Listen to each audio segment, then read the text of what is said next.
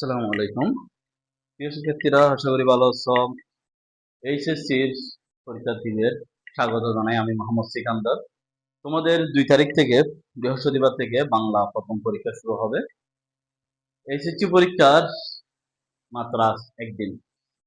তো আজকে আমরা বিশ্লেষণ করবো বাংলা প্রথম পত্রের কোন কোন চ্যাপ্টার পড়বো, কোন কোন চ্যাপ্টার বাদ দেবো, আমাদের সিকিউর জন্য সেগুলো একটু বিস্তারিত আলোচনা করবো।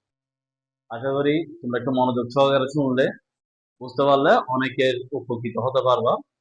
তোমাদের যতগুলো সমস্যা আছে আশা করি ক্লিয়ার হয়ে যাবে। তাহলে একটু দেখি আমরা এইচএসসি 26 বাংলা ফার্স্ট পেপারের গদ্য আর পদ্য। এখানে আমি কিছু পদ্য লিখছি, একটু পদ্য লিখছি। আমাদের তো 12টা আছে। তাহলে আমাদের এখন গদ্য কোনটা কোনটা পড়বো দেখো। প্রথম হচ্ছে অপরিচিতা, বিলাসী, সাহিত্যের খেলা, অর্ধাঙ্গী, যৌবনের গান, জীবন বৃক্ষ, মাঝে পিছি, নেকলেস।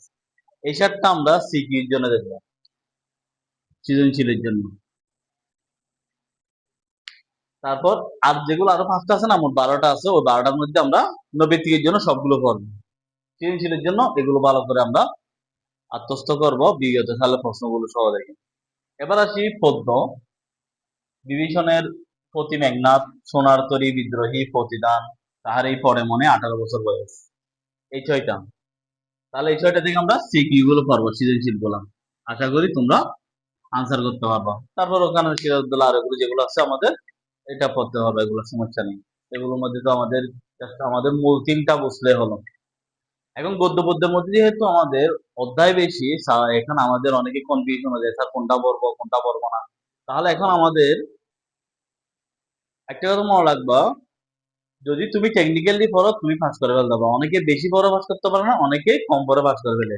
এটা হচ্ছে একটা গোছালো একটা বই নিয়ে একটা ধারণা নেওয়া। তখন ধারণা নিয়ে যখন তুমি করবা, কোন চ্যাপ্টারটা বেশি করে বলো, ওখান থেকে প্রশ্ন আসবে। তো সেই জিনিসটা বোঝানোর জন্য মূলত আজকে ভিডিওটা। এখন আসি আমরা কিভাবে পড়বো। একটু মনে রাখবা, বাংলা প্রথম পত্র একদিকে ইংলিশ থেকেও কঠিন হবে, আবার অন্যদিকে সহজ হবে যদি তুমি ভালো করে পড়তে পারো। কারণ আমরা বাংলাটা পড়ি না। আমরা এই ইন্টার লেভেলে গিয়ে দেখা যাচ্ছে বাংলাটা খুবই অনীহা করা যায়। ইংলিশ, গণিত, আইসিটি এগুলো নিয়ে যত দৌড়াদৌড়ি করি, বাংলাটা 1 মাসও পড়ি না। সেজন্য আমাদের এটার জন্য পরীক্ষার জন্য কঠিন হয়ে যায়। যেমন আজকে স্টুডেন্ট বলতে, স্যার কেমনে পড়বো, কি করবো, ওই করে না সেজন্য। আচ্ছা, এখন দেখো আমরা এই 7টা চ্যাপ্টার যেগুলো আছে এগুলোর জন্য আমরা প্রথমে মেন বইটা পড়বো। মেন বইয়ের মূল পাঠ পরিচিতি, লেখক পরিচিতি, শব্দরত্ন যেগুলো আছে সেগুলো পড়বো, লাইন বাই লাইন পড়বো। তুমি 100টা প্রশ্ন দেখার চাইতে তুমি পুরা পাঠ পরিচিতি, লেখক পরিচিতি মূল 3টা যদি পড়তে পারো, তাহলে তোমরা অনেক কিছু জানতে পারবা। আর তোমরা যে গাইড নিছো, তোমাদের প্রত্যেকটা অধ্যায়ের প্রত্যেকটা চ্যাপ্টারের মূল 3টা আছে না, ওই মূল 3টা পড়ে ফেলবা। কি বলছে বিলাসী গল্পে, কি বলছে তাহারে পড়ে মনে, হ্যাঁ, এটা এই সুফিয়া কামাল কি বলছে তার স্বামীকে নিয়ে, কেন তাহারে পরে মনে কথারে আছে। অর্ধাঙ্গী, অর্ধাঙ্গীর মূল জিনিসটা কি, এখন উপদেশা করতেছেন অর্ধাঙ্গী বলতে কি বোঝাতে চাচ্ছেন, এগুলো তোমাকে ভালো করে বুঝতে হবে। মূল জিনিসটা পরে তোমরা যদি পড়ো তাহলে আশা করি আনসার করতে পারবা। এক গাদা না লিখে কম লিখেও নাম্বার বেশি পাবা। এখন আসি পদ্মের মধ্যে, এগুলো ভালো করে দেখবা, ঠিক আছে। এগুলো যেগুলো সেগুলো একটু ভালো করে দেখবা। এখন স্যার আমরা কিভাবে লিখবো, অনেকে সিকিউ লিখতে পারে না। আচ্ছা দেখো, সিকিউ তে থাকে যে ক, খ, গ।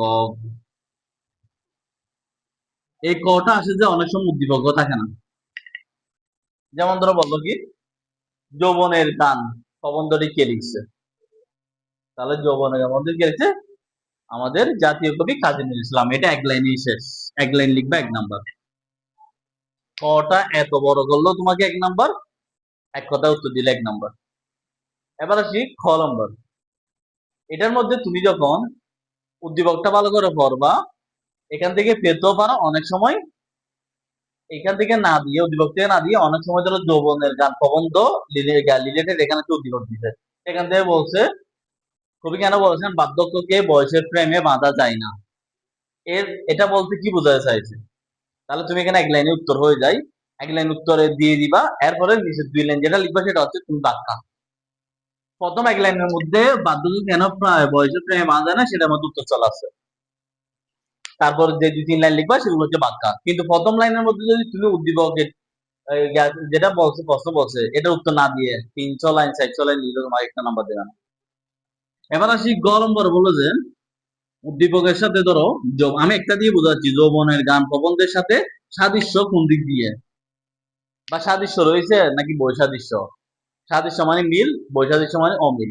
এখন তোমাকে উদ্দীপকে ধরো তরুণদের কথা নিয়ে একটা কি আছে, ধরো বন্যায় এই যারা আহত হয়েছে তাদেরকে সেবা দেওয়া, তাদেরকে আর্থিক অনুদান দেওয়া, তরুণরা কাজ করছে। এখন সে অনুযায়ী তুমি এই পেজটা থেকে, উদ্দীপক থেকে তুমি যৌবনের গানের সাথে কোন জায়গায় মিল আছে সেটা বলতে হবে এক লাইনের মধ্যে, কিন্তু প্রথম এক লাইনের মধ্যে এক লাইনের মধ্যে উত্তরটা চলে আসবে। যদি বলো এখানে যে যৌবনের গান, তোমাকে লিখতে হবে যৌবনের গান প্রবন্ধটির মধ্যে কবি যেটা বোঝাতে চেয়েছেন তরুণের শক্তি, তরুণরা চেঞ্জ করতে পারে, পরিবর্তন করতে পারে, সেটা উদ্দীপকের সাথে মিল আছে। এই এক লাইনের মধ্যে উত্তর শেষ। আর যাগুলো লিখবা উদ্দীপক থেকে সবগুলো হচ্ছে তোমাকে স্টেপ বাই স্টেপ উদ্দীপক থেকে লিখতে হবে, কিন্তু স্যার এগুলো নাও দেখতে পারে, তোমার প্রথম লাইনে যদি উত্তর চলা আছে। এখন দেখা যাচ্ছে উদ্দীপকের সাথে কিন্তু যৌবনের গানের সাথে মিল নাই, তখন তোমাকে কি করতে হবে, তোমাকে বলতে হবে যে যৌবনের গান প্রবন্ধের সাথে উদ্দীপকের সাথে বৈসাদৃশ্য হয়েছে বা মিল নাই। এখন মিল নাই সেটা যদি লিখতে পারো নাম্বার চলা আছে। এখন দেখা যাচ্ছে মিল নাই, তুমি লিখেছো মিল আছে, তুমি এরপরে যতই লিখো নাম্বার দেবে না। ঠিক তেমনি গ নাম্বার তো এভাবে প্র্যাকটিস করবা। এখন স্যার আমরা কয় লাইন লিখবো, অনেকে লিখতে লিখতে লিখতে লিখতে টায়ার্ড হয়ে যায়, না অতগুলো লেখার দরকার নেই, এটা এক লাইন, এটা বেশি হলে 4 লাইন, এটা 8 বা 10 লাইন, খুব মার্জিত ভাষায় লিখবা, এটা 12 লাইন লিখো গটা। আশা করি বুঝতে পারছো। ভালো করে মার্জিন করবা, ভালো করে স্কেল গুলো করে 1 নং প্রশ্নের উত্তর খ, খ, গ, গ এবার সুন্দর করে লিখবা। দুই পাশে এইদিকে মার্জিন, এদিকে যখন মার্জিন দিবা, দেখো খাতা এদিকে মার্জিন দিয়ে এদিকে কি করবা, একটু করে বাস করে দিবা পুরা খাতাটা, মানে তোমার প্রত্যেকটা লাইন যেন বাসের বাইরে না যায়, সামান্য করে নিচে একটু করে বাস করে দিবা পুরাটা হাতে এভাবে, মার্জিন টাকার দরকার নেই, এদিকে মার্জিন এদিকে মার্জিন। তাহলে এখন তোমার মধ্যখানে লেখাগুলো একদম স্পষ্ট করে আসবে।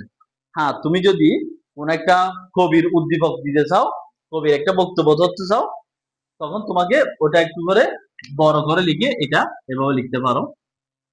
ঠিক আছে, কবি বলেছেন দিয়ে ওই লাইনটা একটু মার্ক করে দিবে, ইনভার্টেড কমা দিয়ে, তাহলে নাম্বারটা বেশি পাওয়া যাবে। আশা করি বুঝতে পারছো। ভয় পাওয়ার কিছু নাই, প্রথম পরীক্ষা, অনেকে পরীক্ষা দিয়েছে, অনেকদিন গ্যাপ হয়ে গেছে।